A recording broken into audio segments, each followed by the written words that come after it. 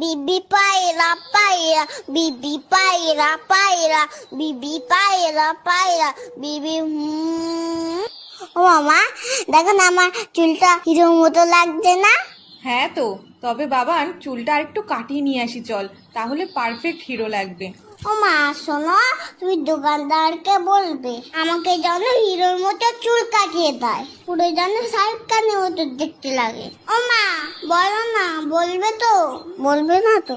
উফ, চুপ কেন করে রয়েছো, কথা কেন বলছো না? হ্যাঁ হ্যাঁ রে বাবা, দোকানদারকে বলবো তোকে শাহরুখ খানের মতনই চুল কাটিয়ে দেবে। ওকে।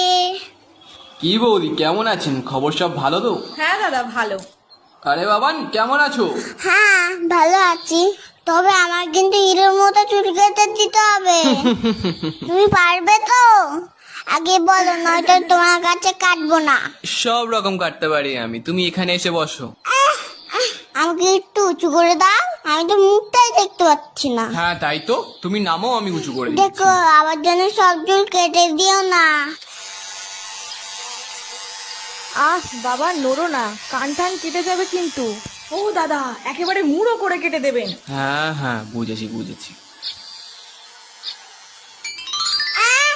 আমার চুলগুলো কোথায় গেল? ও বাবান, তুমি কাঁদছো কেন? তোমাকে তো রোজনীকান্তের মতো লাগছে দেখতে।